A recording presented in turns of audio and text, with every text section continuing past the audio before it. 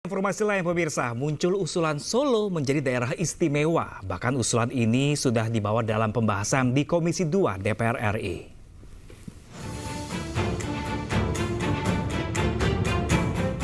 Pemerintah melalui Kementerian Dalam Negeri mulai merespon adanya usulan Solo menjadi daerah istimewa Surakarta, di mana pemerintah akan melakukan kajian dahulu kriteria atas usulan tersebut.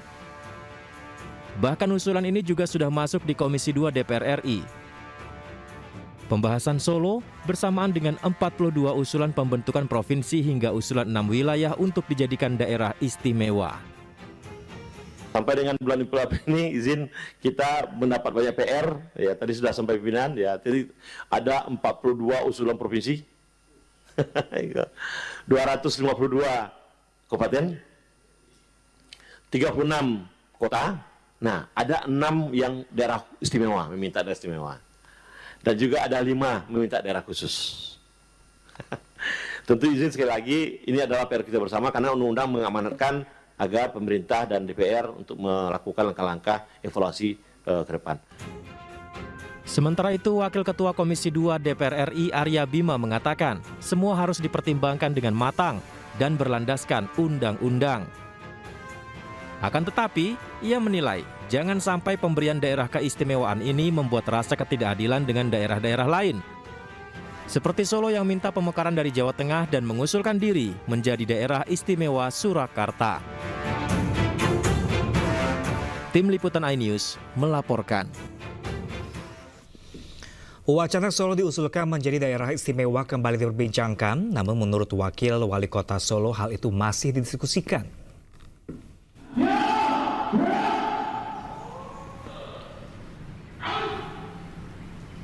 Wakil Wali Kota Solo Astrid Widayani mengaku belum membahas mengenai usulan yang terkait dengan wacana Solo menjadi daerah istimewa. Menurutnya hal ini masih dipelajari dan akan menjadi diskusi bersama Wali Kota Respati Ardi. Pemkot Solo sedang berupaya membuat Kota Solo menjadi pusat di wilayah-wilayah penyangga di kabupaten sekitar. Pihaknya juga mendorong adanya aglomerasi Solo Raya untuk menguatkan posisi Kota Solo.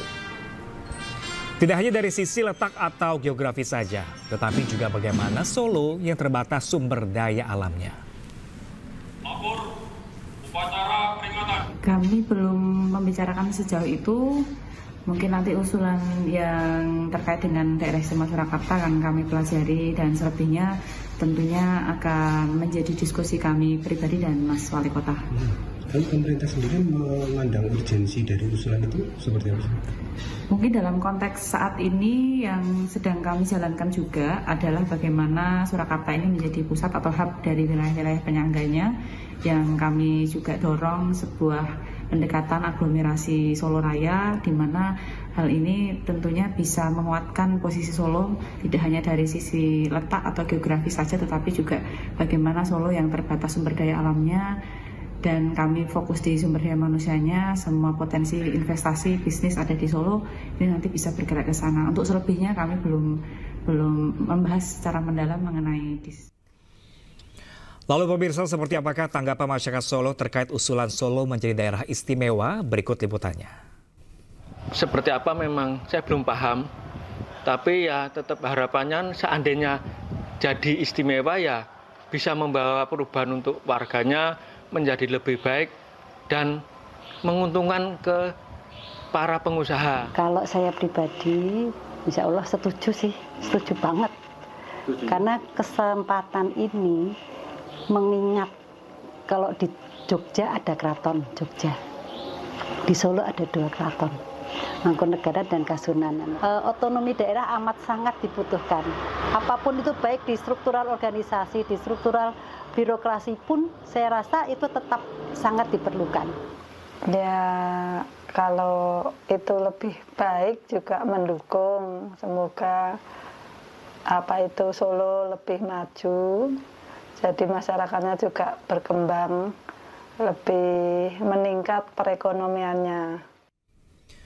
Sementara itu pemirsa, dalam rapat dengar pendapat Komisi 2 DPR RI dengan Dirjen Otda Kemendagri disebutkan bahwa moratorium pemekaran daerah yang belum dicabut serta peraturan pemerintah tentang penataan daerah otonom dan desain besar penataan daerah yang belum terbit menjadi alasan pemekaran sejumlah daerah yang diajukan belum juga terlaksana.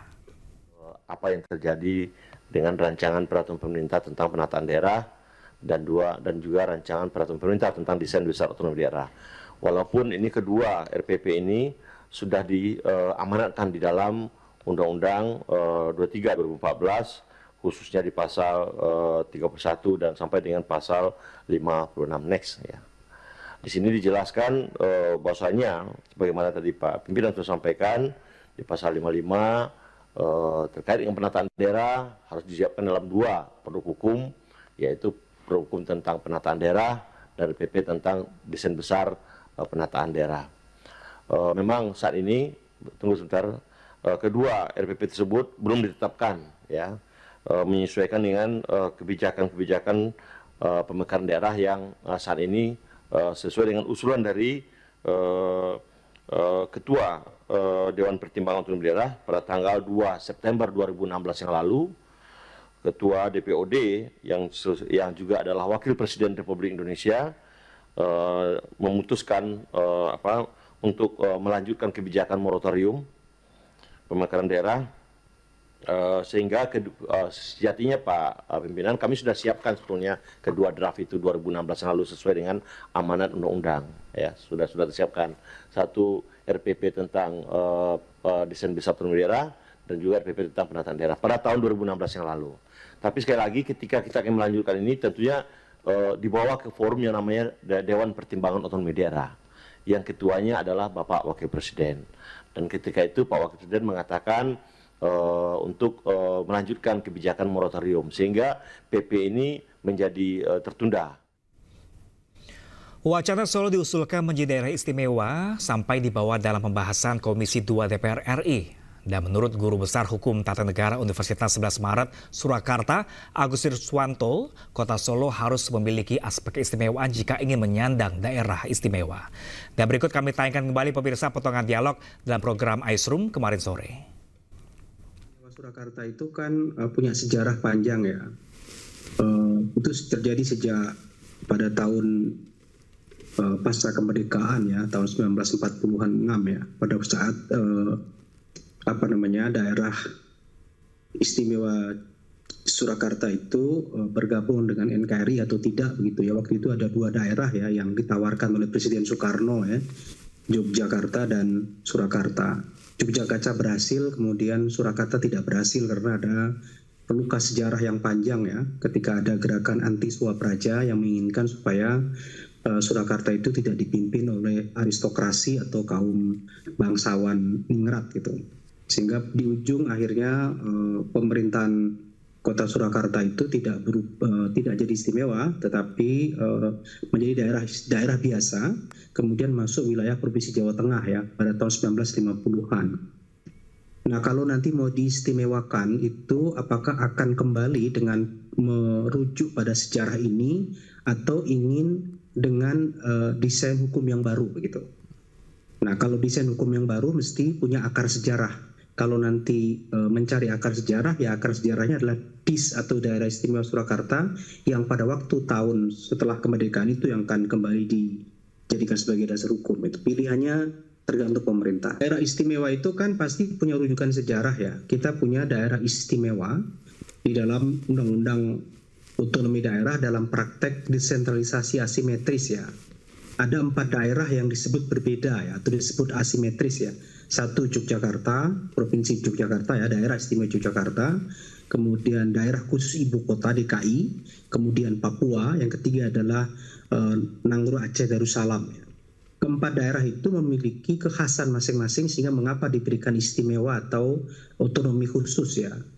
Misalnya di Jogja karena dia kota budaya, kemudian punya irisan sejarah bagaimana ketika Keraton Yogyakarta itu bergabung ke NKRI, kemudian tanah-tanah Jogja itu sekarang juga milik raja sehingga ada Sultan Gro dan seterusnya. Jadi perlu ada keistimewaan. Begitu juga di Aceh, misalnya yang terakhir kan Aceh ya. karena punya keistimewaan, dulu punya sejarah yang panjang, dan di ujung adalah bagian dari kompromi untuk tidak menuntut kemerdekaan. Begitu juga di Papua ya. Papua ini juga bagian dari kompromi politik, selalu ada dinamika sehingga mau tidak mau diberi keistimewaan daerah khusus. Begitu juga DKI karena dia wilayah yang spesifik ya, ibu kota negara, sehingga dia diberikan istimewa yang berbeda dari yang lain. Nah, kalau merujuk dari 4 praktek desentralisasi asimetris itu pasti punya kekhasan masing-masing. Maka mesti dicari kalau Surakarta mau diberi istimewa, dicari rujukan keistimewaannya itu di aspek apa. Tadi di awal saya katakan, apakah ingin merujuk kepada sejarah masa lalu ya, ketika bagaimana daerah istimewa itu pernah ada di Solo, kemudian lepas karena ada luka sejarah yang panjang itu, atau mau mencari aspek baru keistimewaannya dengan praktek desentralisasi asimetris itu. Nah itu tentu semua berpulang pada pemerintah ya, karena kan ini urusan politik ya, antara menteri dalam negeri sebagai leading sektor yang nanti di ujung melalui presiden ya, dan dengan DPR. Karena pemberian istimewa itu kan melalui undang-undang ya, sehingga produk undang-undang itu produk politik ya, produk antara pemerintah dan DPR. Bagaimana kesepakatan mereka ya.